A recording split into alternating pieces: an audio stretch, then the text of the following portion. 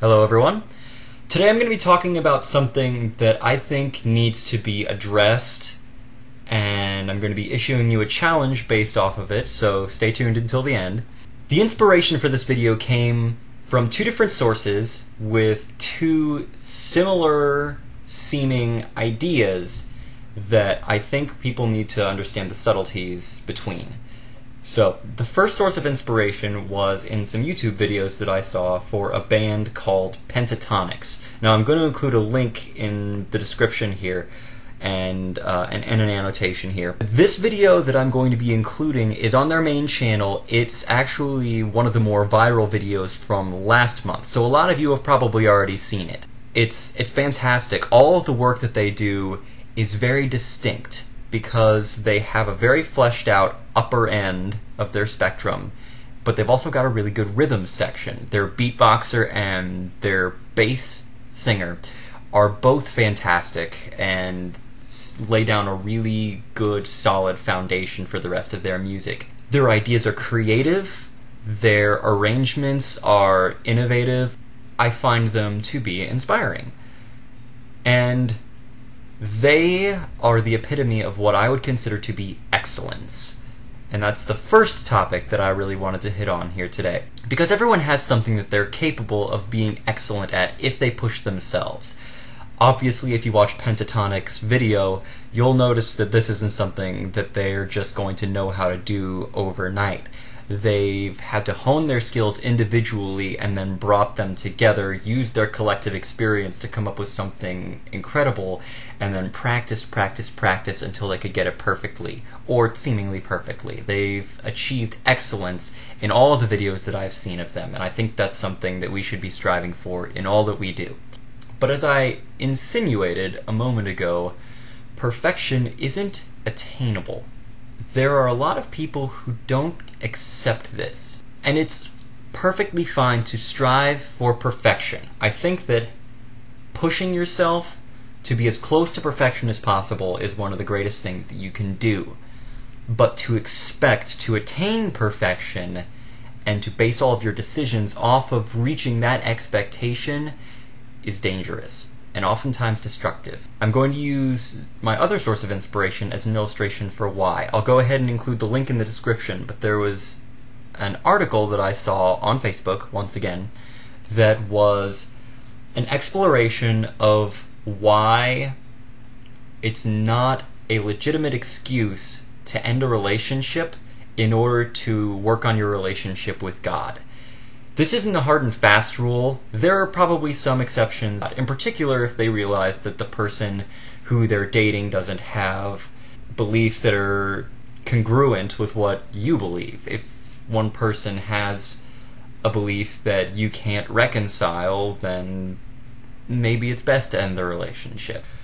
But the article specifically explores the pattern among Christian youth, where people will go through these cycles of taking fasts from one another to remove temptation, to take the focus away from the relationship and put it back on God. And I think it's great to have the goal of focus on God as opposed to the relationship. But I think that removing the relationship in order to focus on God is not the way to go about that. Fair warning, this is going to get into some matters of religion and religious belief and interpretation of Scripture. So, if you're not so much into that kind of thing, I would challenge you to sit here and listen anyways. If you are into it, remember that this is my personal interpretation, and although you may disagree with it, this is what I believe. The article explores this better than I'm going to be able to here, but it talks about how people will take fasts from one another, or limit certain kinds of touch, or completely eliminate touch in order to try to stay pure in their relationships. And purity, although a wonderful thing, is something that I believe that people idolize.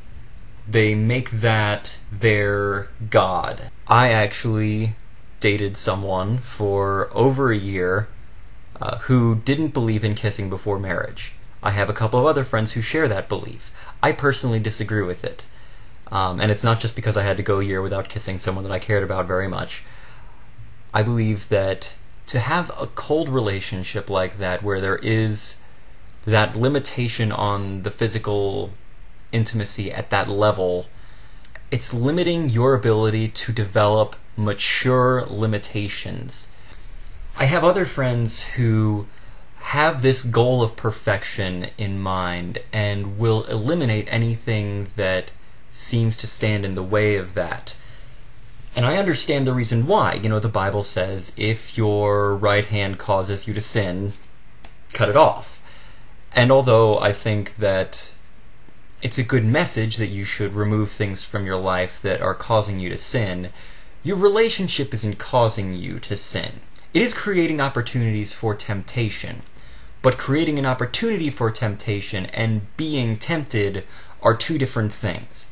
Because let's face it, you know, Jesus didn't spend his time hanging out with the people who were church officials and who were saints. I mean, a lot of them eventually became saints. But what do we hear about in the New Testament? We hear about, you know, Jesus spending his time with tax collectors. These guys were criminals. They made their money by skimming off the top. That is literally how they made their money. You know, they had to pay Rome what Rome was owed, and they set their own salary based on how much extra money they collected. And so a lot of them would just collect tons and tons of extra money, and they'd become fat cats and just sit back on the money that they took from hard-working individuals.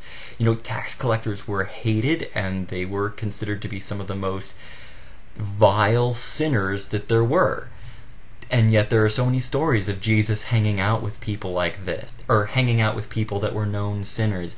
There was the story of the woman who was washing Jesus' feet with her hair because she had lived such a sinful life, and Jesus glorified her above the Pharisees that he was hanging out with these church officials.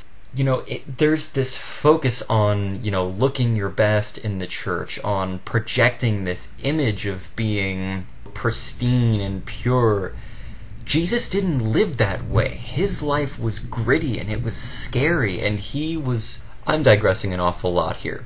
In any case, the Pharisees, the scribes, they created this image of being perfect. They worshipped perfection. They tried to be perfect in everything that they did. And in doing so, they became self-centered, and they became focused on themselves and their own ambitions and their own, you know, need to be superior, and lost sight of what their real job was in life. Really what we're doing in this situation, where we put so much focus on trying to be pristine, trying to be perfect, is that we're eliminating the role of grace in our lives. We're trying to earn our place in the church. We're trying to earn our right to salvation, and that's not how it works. I mean, at camp this last summer, we had campers that were coming from backgrounds where they didn't know the correct way to behave because they hadn't had good role models. They hadn't had strong parent figures in their lives. What are we supposed to do? Just ignore those kids? To not let them stay? To send them home? No, we got to try to keep them there as long as possible, to try to have as much of a good influence on them as we possibly can have. We need to try to be God's living example of grace in their lives. And if you're going to do a good job of that, you can't spend all of your time worrying about being squeaky clean. That's why we had Eat It With Your Face Day in the cafeteria. My challenge for you today is kind of open-ended. I challenge you to go out there and to strive for excellence. I want you to pick something that you're going to do today or in the next week, and I want you to strive to be excellent at it. But I want you to be able to let go at the point where you realize that you're beyond striving for excellence, and that you're pushing for perfection and expecting results that are unreasonable to expect of yourself. That's what I have for you today. I hope you got something out of this, and I really hope that you challenge yourself on this. Really push yourself. You know, be like Pentatonics. Find something that you think is inspiring. Find something that you already love doing, and push yourself to a new level. Have a challenging day.